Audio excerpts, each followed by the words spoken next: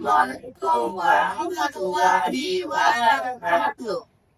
Kami dari kelompok 6 mata kuliah Filsafat Pancasila akan mempresentasikan video wawancara kami dengan Wakil Presiden Mahasiswa BMKM Unsri dengan tema Pancasila dalam pendidikan dan pembentukan karakter pemuda. Selamat menyaksikan. Assalamualaikum warahmatullahi wabarakatuh.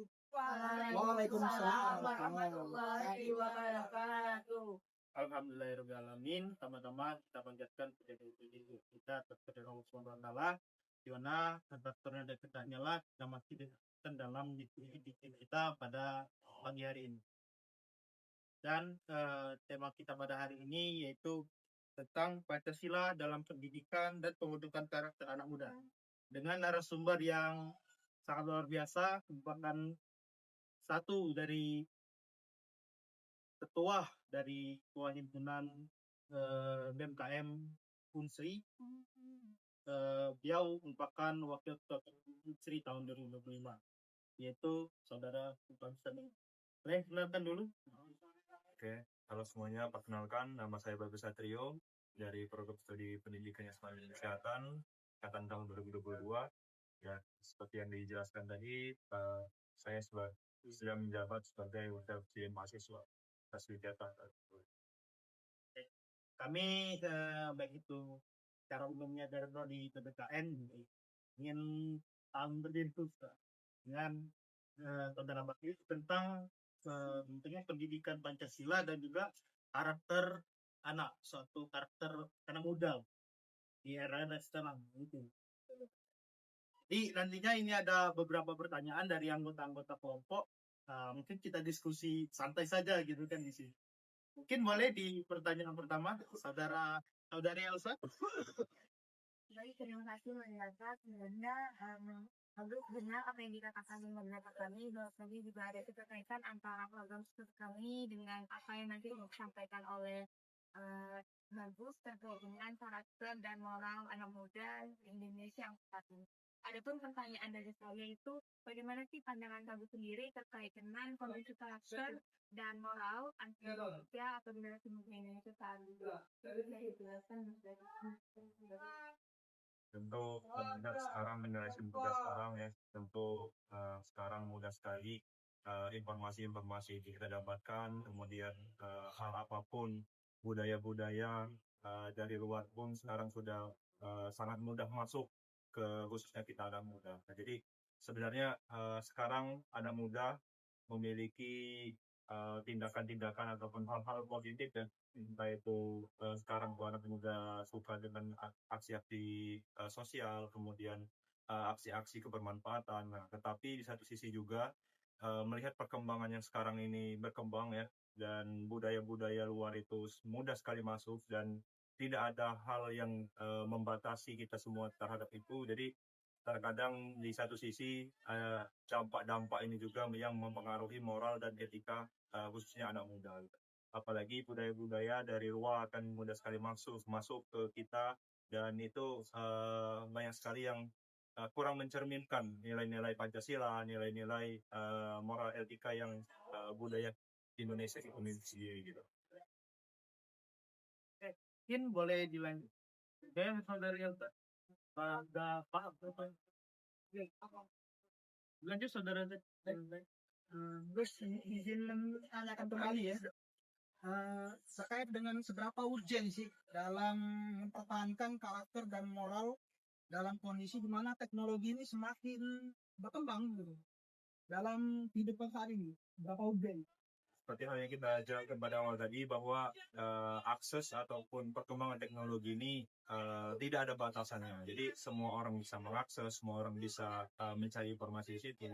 Tapi menjadi hal yang penting juga kita selaku anak muda harus bisa ataupun menciptakan sebuah momentum untuk bisa membuat hal-hal informasi-informasi ini bisa dicerna dengan baik, khususnya anak muda, dan juga melakukan hal-hal positif terhadap informasi-informasi yang yang datang ataupun budaya-budaya dari luar itu. Mungkin kita eh, apa membiasakan diri lah dengan budaya kita sendiri, ataupun kita harus mempertahankan budaya atau melestarikan budaya kita sendiri, apalagi tentang dunia digital sekarang sedang berkembang begitu pesat, tetapi di satu sisi hal ini atau budaya kita sendiri ini eh, agak sedikit tertinggal, ataupun sedikit anak-anak muda ini memiliki minat terhadap budaya-budaya yang ada di luar, terutama informasi-informasi dari digital ya. Dan juga ini sangat urgent, sangat penting lah bagi kita untuk bisa memfilter ataupun menilai sendiri bagaimana informasi ataupun bagaimana budaya-budaya luar itu masuk, dan juga sebisa mungkin kita memfilter itu supaya tidak terdampak dari budaya-budaya yang kurang baik atau budaya-budaya yang tidak yang sebenarnya berasal dari kita. Berarti independen itu memfilter budaya yang masih gitu ya. Mungkin boleh dilanjutkan pertanyaan selanjutnya. Dari saya sendiri saya ingin nanya, kira-kira tantangan apa yang dialami dalam menanamkan nilai-nilai Pancasila kepada generasi muda yang sudah diintalkan? Tentu tantangannya begitu luar biasa ya, terutama tadi yang seperti kita jelaskan dari awal tadi, bahwa informasi ataupun budaya-budaya yang masuk ini itu mudah sekali diakses oleh siapapun, ya, apalagi kita sekarang berkembang teknologi yang begitu pesat, jadi tantangan ini begitu luar biasa. Apalagi informasi-informasi tadi seluruh, entah itu anak-anak, entah itu anak muda, entah itu orang tua, itu semuanya orang bisa mengakses. Artinya ini akan menjadi concern bagi kita semua ke depan, bagaimana kita sebagai, apalagi kita calon guru ya, bagaimana kita ke depan menghadapi tantangan ini untuk bisa mensosialisasikan ataupun untuk bisa mengajarkan bagaimana kita bisa, ataupun anak-anak muda ataupun anak-anak itu bisa menerima informasi dengan baik, menerima hal-hal yang berasal dari digital itu untuk diterjemahkan atau diterapkan dengan baik. Nah, jadi tantangannya itu ke depan pastinya luar biasa, dan juga ini menjadi tanggung jawab kita semua sebagai anak muda untuk bisa menciptakan lah sebuah momentum atau menciptakan sebuah hal-hal inovasi yang dimana untuk menghadapi tantangan-tantangan seperti halnya informasi yang sudah diupload tadi. Baik, dengan kebebasan digital itu berarti yang menjadi tantangan utama. Baik, boleh dilanjutkan? Itu saya nanya nih, menurut persepsi Anda, bagaimana cara efektif untuk mengintegrasikan nilai-nilai Pancasila dalam kehidupan sehari-hari di generasi muda, baik di ruang pendidikan maupun di ruang digital? Nah, tentu untuk mengimplementasikan itu, apalagi kami yang berada ataupun sedang berkecimpung di dunia organisasi ini, tentu ada korelasinya bagaimana kita menerapkan nilai-nilai Pancasila itu, terutama di lingkungan kita sendiri, yaitu di dunia organisasi. Nah, dan jadi untuk ini semua kita memiliki ada beberapa strategi sebenarnya, entah itu di dunia pendidikan ya seperti halnya yang dilakukan oleh birokrasi kita di Universitas Wijaya. Tentu mereka sering sekali mengadakan pelatihan-pelatihan yang dimana untuk penguatan etika dan penguatan cinta kita terhadap Pancasila, yang kita lihat seperti ada yang mereka melakukan pelatihan terhadap anak-anak Papua ataupun anak-anak misalnya mahasiswa-mahasiswa baru. Mereka di situ sering menggait, tentunya juga untuk ini semua mereka pernah menggait seperti tentara untuk mengisi ataupun kelembagaan yang untuk bisa berkaitan dengan Pancasila. Dan jadi kalau misalnya di dunia organisasi pun kita selalu menerapkan nilai-nilai ini, terutama yang pertama untuk menerapkan nilai-nilai Pancasila, kita selalu setiap pengambilan keputusan kita harus mengadakan musyawarah mufakat ataupun musyawarah yang setiap membuat kebijakan disetujui oleh semua orang. Nah, jadi ini merupakan salah satu implementasi ya yang mungkin kecil ya, tapi ini semua berkaitan dengan kita penerapan dengan berdasarkan Pancasila. Jadi dalam kehidupan sehari-hari pun, terutama mungkin kita sedang dekat dengan organisasi, kami menerapkan nilai-nilai itu untuk bisa berdasarkan nilai Pancasila ya, berdasarkan nilai moral dan etika. Dan jadi mungkin ada juga program-program yang bisa diterapkan oleh program studi ataupun fakultas untuk bisa sama-sama menerapkan nilai-nilai ataupun pembentukan karakter nilai Pancasila ataupun nilai yang berwawasan gitu. Jadi dari pengalaman orang itu bisa diimplementasikan. Juga kita bisa implementasikan juga melalui program-program seperti pelatihan ataupun yang berbasis dengan Pancasila. Tapi mengupgrade diri ya. Boleh dilanjutkan lagi pertanyaan selanjutnya. Baik, pertanyaan selanjutnya tadi kan membahas tentang mengintegrasikan nilai-nilai Pancasila bertingkat dewasa ya. Nah, pertanyaan saya, bagaimana cara memastikan bahwa nilai-nilai Pancasila itu diintegrasikan langsung, bukan hanya slogan dalam organisasi. Itu kita juga untuk mengimplementasikan itu ya, tidak hanya kita membuat sebuah program saja, tapi tentunya apalagi kami di dunia organisasi ini ya, terutama mungkin yang saya jelaskan di sebelumnya tadi bahwa kami sering menerapkan untuk penerapan nilai-nilai Pancasila ini ya, seperti pembuatan keputusan itu berdasarkan keputusan bersama atau musyawarah, dan juga kita bisa melakukan ataupun di dunia organisasi ini membuat program-program yang dimana program ini bernilaikan Pancasila ataupun untuk pembentukan etika dan moral, entah itu pembuatan program berbakti sosial, entah itu program tentang kewarganegaraan. Nah, artinya dari sebuah organisasi pun kita sudah bisa menerapkan nilai-nilai Pancasila, terutama pembuatan program-program yang yang berbasis dengan sosial ataupun kewarganegaraan. Terutama tentu seperti contoh, kami kemarin mengadakan proyek sosial yang dimana proyek sosial ini yaitu berbentuk pengabdian pada masyarakat, yang dimana program ini diinisiasi oleh BEM, yang dimana terjun langsung ke masyarakat. Nah, artinya program ini sudah kami jalankan, program berbentuk sosial ya, sosial kemasyarakatan, yang dimana program ini sangat-sangat bermanfaat, terutama bagi kami yang menyelenggarakan, mulai dari pengalaman secara langsung di desa, kemudian cara berinteraksi, kemudian kami belajar etika dan moral yang ada di masyarakat itu sendiri seperti apa. Karena implementasi dari Tridharma Perguruan Tinggi yang ketiga, pengabdian pada masyarakat, itu harus kita lakukan juga untuk kita belajar bagaimana kita penerapan etika dan moral yang selama ini kita belajar di kampus gitu. Baik, berarti cara memastikan itu dengan membuat program-programnya langsung. Ya, program-program langsung kan. Apalagi contohnya seperti kegiatan-kegiatan sosial ataupun kegiatan-kegiatan seminar, kegiatan-kegiatan yang berbasis mungkin kewarganegaraan atau untuk supaya kita tanah air. Saya itu langsung diimplementasikan secara nyata.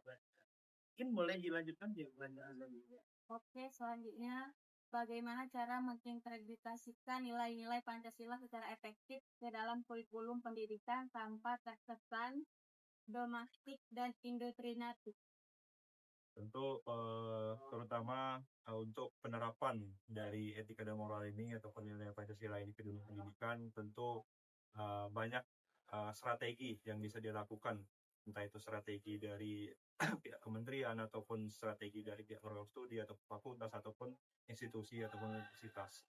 Nah, jadi mungkin seperti yang kita lihat sendiri, di sini juga ada pembelajaran yang untuk penguatan nilai ataupun hasil sendiri terhadap Pancasila ataupun nilai-nilai etika dan moral.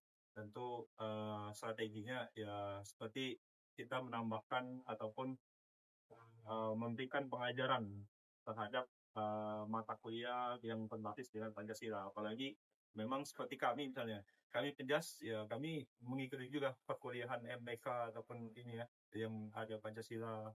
Nah, jadi hal tersebut bisa menjadi implementasi nyata lah untuk kita semua ke bagaimana tanggung jawab dari institusi untuk penerapan nilai Pancasila ke dalam kampus, ke kampus. Apalagi beberapa bulan ataupun setiap tahun itu kampus itu pasti menyelenggarakan kegiatan yang dimana di situ penguatan ideologi Pancasila ataupun nilai-nilai etika dan moral terhadap mahasiswa baru. Nah, jadi artinya ranah untuk ranah untuk kampus ataupun institusi pendidikan dalam penerapan nilai-nilai etika dan moral ataupun Pancasila ini sudah dilangsungkan secara berkala di setiap tahun. Artinya sudah ada implementasi dari pihak kampus untuk bisa menerapkan etika dan moral. Tetapi mungkin evaluasinya mungkin kegiatan ini lebih dikreativitaskan lagi, entah itu untuk menggait minat mahasiswa atau mewajibkan seluruh mahasiswa baru atau seluruh mahasiswa untuk bisa melakukan ataupun mengikuti pelatihan-pelatihan ataupun seminar-seminar yang secara output untuk penguatan etika dan moral ataupun Pancasila. Pasti lebih ke program bagaimana suatu mata kuliah dan dari FTK MPK itu dari semua jurusan jadi pernah ada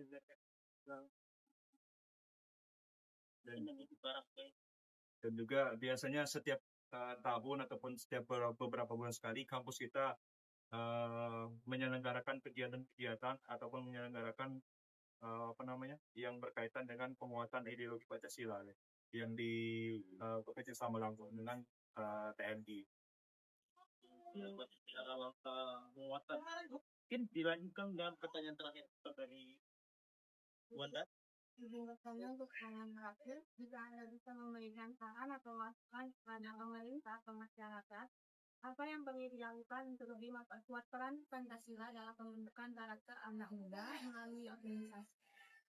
Oke, yang pertama mungkin saya ingin sedikit mengasih saran untuk pemerintah ya, terutama tentang seperti yang kita jelaskan di awal tadi, adanya informasi yang mudah sekali masuk ataupun informasi yang sangat mudah diakses oleh siapapun. Nah, kemudian ke depan saran saya untuk pemerintah ya, untuk memberikan sebuah kebijakan ataupun sebuah hal-hal yang untuk informasi-informasi dari luar yang masuk bisa difilter ataupun bisa dicek terlebih dahulu mana yang bisa diakses, mana yang tidak bagus ataupun tidak baik diakses untuk semua kalangan ataupun semua mahasiswa ataupun semua masyarakat pemuda, anak-anak.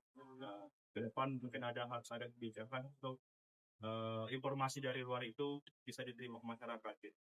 Nah, kemudian untuk kampus juga mungkin lebih kita sarankan untuk diberi inovasi ataupun gerakan-gerakan yang dimana bisa memberikan penguatan ideologi Pancasila ataupun secara etika dan moral. Ya, dan juga mungkin lebih divariasikan lagi program-programnya seperti apa yang dimana ini bisa menggait generasi-generasi anak-anak muda, terutama kita sekarang Gen Z ya, bagaimana program itu bisa berkorelasi dengan minat kita selaku anak muda. Karena mungkin minat ataupun hal-hal yang berkaitan dengan Gen Z dan mungkin sebelumnya itu milenial mungkin agak sedikit berbeda, entah itu dari segi program, entah itu segi dari minat dan bakat mungkin sedikit berbeda. Nah, mungkin itu harapannya dari kampus bisa disesuaikan bagaimana program yang cocok untuk Gen Z, cocok untuk kita anak-anak muda untuk bisa secara outputnya menghasilkan sebuah kita anak muda yang cinta terhadap Pancasila, anak-anak muda yang memiliki etika dan moral.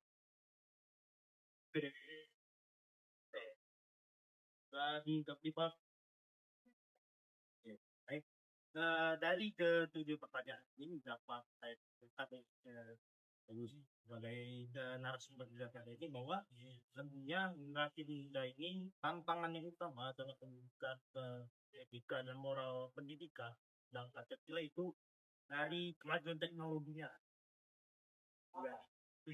dari informasi, juga bagaimana kita mengolah informasi atau tidak tentang bakat itu jadi hal yang bisa mencakup istilah PB sendiri, terkesan tidak berani ke dalam berbagai sosial dan sebagainya, itu bisa berdampak pada diri sendiri. Dan dengan apa yang sudah bahwa pelatihan adanya pengertian bermasyarakat itu justru menumbuhkan karakter dari Pancasila itu sendiri untuk berbangsa.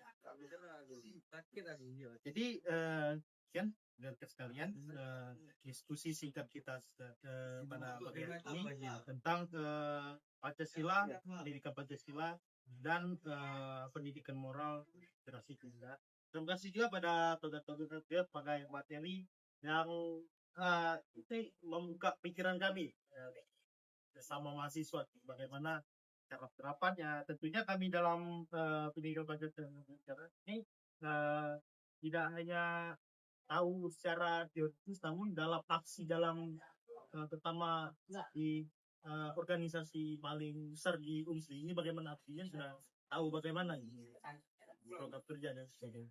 Terima kasih. Ada kata-kata penutup hari ini?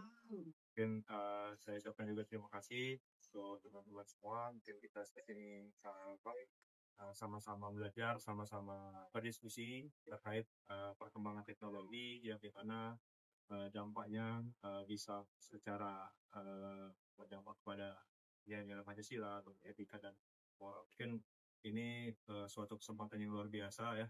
Kembali lagi saya ingatkan bahwa memang akses teknologi sekarang ataupun akses informasi-informasi ataupun budaya-budaya luar itu sangat mudah sekali masuk.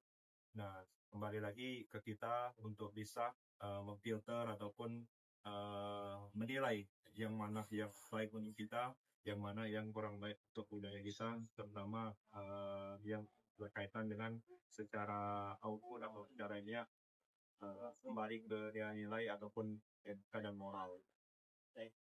Baik, kalian untuk diskusi kita pada hari ini. Saya Haikal Permana, pelaku moderator yang membawa diskusi ini 4 jam lah ya, kurang lebih. Mohon maaf jika ada salah kata. Mungkin dari teman-teman sekalian juga untuk pada Allah saya menampun. Saya akhiri. Wassalamualaikum warahmatullahi wabarakatuh. Waalaikumsalam warahmatullahi wabarakatuh. Assalamualaikum warahmatullahi wabarakatuh.